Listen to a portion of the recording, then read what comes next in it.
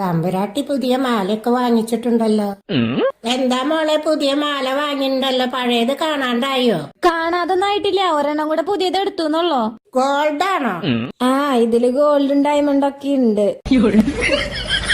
ഇതോടെ തള്ളയുടെ സമാധാനം പോവും. ഇത് കഴിഞ്ഞ പൂരത്തിന് വാങ്ങിച്ചാൽ എനിക്കെല്ലാം അറിയുള്ളൂ. സമാധാനം പോട്ടെ, ഉറക്കം പോട്ടെ. മോനെ, എനിക്ക് തീരെ വയ്യടാ, വേഗം വായോ, എന്നെ ഒന്ന് ആസ്പത്രി കൊണ്ടുപോ. അമ്മാമ്മ ഞാൻ തിരക്കില്ല, കുറച്ച് കഴിഞ്ഞിട്ട് വിളിക്കാം.